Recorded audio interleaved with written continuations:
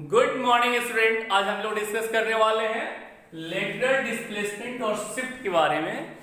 अगर ये कोई रे है किसी डेंसर मीडियम से क्रॉस करे, मान लीजिए ये ग्लास का स्लैब होता, इसका थिकनेस दिया होता T, thickness of glass slab.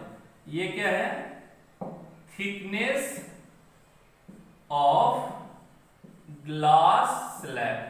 ये ग्लास का स्लैब होगा या कोई भी मीडियम का स्लैब होगा, तो उसका थिकनेस दिया हुआ है। तो इधर से रे ऐसे आया, ये रे आ रहा है। अगर ये मीडियम नहीं होता तो सीधा ऐसे इधर की ओर निकल जाता, ये रे सीधा ऐसे स्ट्रेट निकल जाता। लेकिन ये वाला मीडियम को μ1, ये μ2, ये μ3।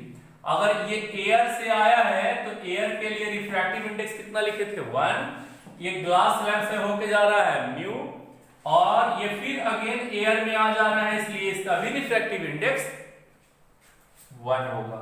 एयर का रिफ्रैक्टिव इंडेक्स 1 होता है। अगर ये कोई भी ग्लास स्लैब होता तो यहाँ पे कितना म्यू का वैल्यू होता? 3/2। अगर ये वाटर होता तो कितना होता? 4/3। पिछला वीडियो में देखिएगा, सबका लिखे हुए हैं कितना कितना रिफ्रैक्टिव इंडेक्स होता है। एयर का रिफ्रैक्टिव इंडेक्स 1। तो ये क्या होगा कि अगर ये ऐसे रे आ रहा है, ये रेयर मीडियम से डेंसर मीडियम में अगर रे जाए तो इस एंगल को बोलेंगे I।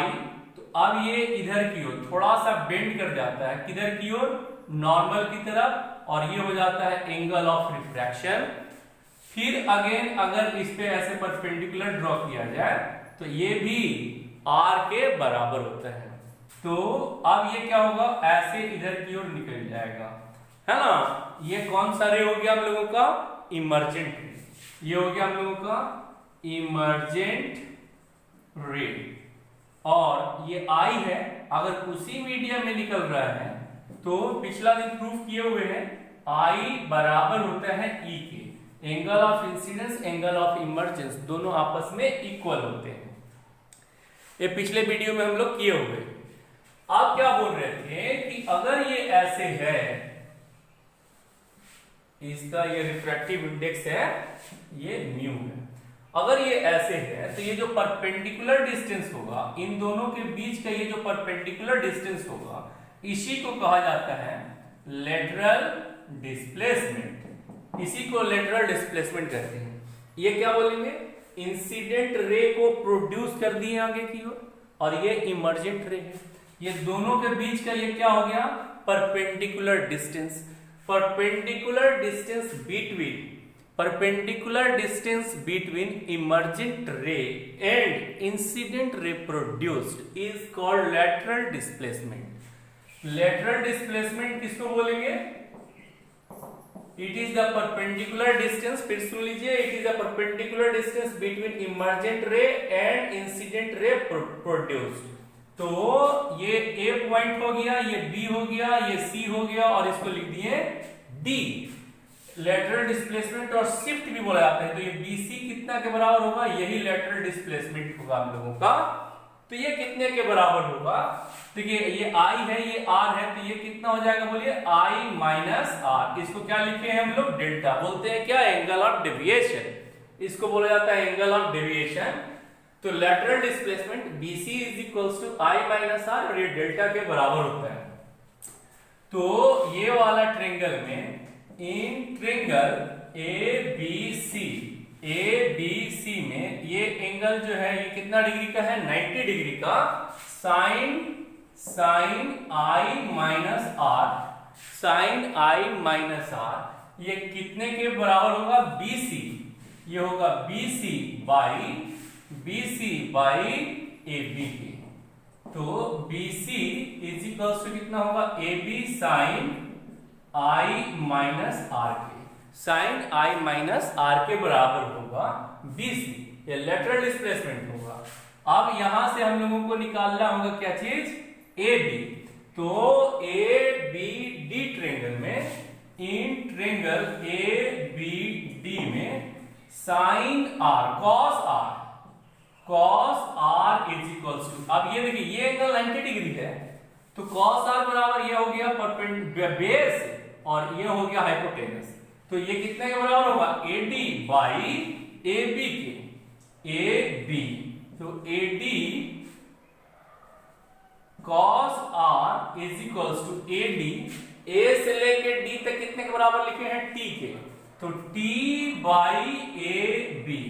तो ए बी यहां से कितने के इक्वल होगा, ए बी कितने के बराबर हो जाएगा, बोलिए, A B is equals to होगा टी बाई कॉस आर के। ए बी कितने के बराबर होगा, टी बाई कॉस आर के। अब इसका वैल्यू हम लोग इसमें रख देते हैं, तो B C is equals to A B के बदले में कितना लिख देंगे, T by cos R into sine I minus R, इतना के बराबर होगा। यही हम लोगों को क्या हो गया, लेटरल डिस्प्लेसमेंट। अब इसी को एक्सपैंड कर लेते हैं, तो इसको एक्सपैंड करेंगे तो कितने के बराबर हो जाएगा, ये इसको एक्सपैंड करेंगे, ये कितने के बराबर होगा, B C is equals to T by cos R, ये होगा sine I cos R minus cos I sine R. अब ये कॉस आर अंदर चला गया, तो B C is equals to होगा T sine I minus cos I into tan R. अगर मान लीजिए अब एंगल बहुत छोटा होता, बहुत छोटा एंगल होता, फॉर ए स्मॉल एंगल, अगर एंगल बहुत छोटा होता, अगर एंगल बहुत छोटा होता तो क्या लिख देते हैं, साइन आई माइनस आर, ये ऑलमोस्ट इक्वल हो जाता आई माइनस आर के लिए, है ना। अगर 4 डिग्री तक अगर होता ये दोनों को मिलाकर, तो ये इतना के बराबर लिख लेते हैं। और बहुत छोटा एंगल ये लिख देते हैं अप टू 4 डिग्री, और ना cos r का जो वैल्यू आता है ये ऑलमोस्ट कितना के बराबर आता है, 1 के। कितने के बराबर आता है, 1 के। हाँ, cos r, cos 0 का वैल्यू कितना होता है, 1, तो cos 0 का वैल्यू 1 होता है, या 1 डिग्री का, या cos 2 डिग्री का, या cos 3 डिग्री का, या cos 4 डिग्री का, इसका वैल्यू लगभग 1 के बराबर होता है। तो BC is equal to T लिख दिए, साइन आई माइनस आर के बदले में क्या लिख दीजिएगा, I minus R, by cos R के बदले में कितना लिख दीजिएगा, 1, तो ये इतना के बराबर हुआ। तो टी आई कॉमन ले लेते हैं, आई कॉमन हो गया, तो यहाँ पे कितना बचा, 1 माइनस आर बाई आई। अगर एंगल बहुत छोटा होता तब के लिए है ये, तब क्या लिख देते हैं, फ्रॉम स्नेल्स लॉ से, from Snell's law sine I by sine R is equals to refractive index of second medium by refractive index of first medium, यानी म्यू बाई 1, ये इतना के बराबर होता है। अगर एंगल बहुत छोटा है तो साइन आई को आई लिख सकते हैं, साइन आर को आर लिख सकते हैं। तो स्मॉल एंगल के लिए I by R is equals to कितना लिख देंगे, म्यू बाई 1, तो आर बाई आई कितने के बराबर हो जाएगा, 1 बाई म्यू।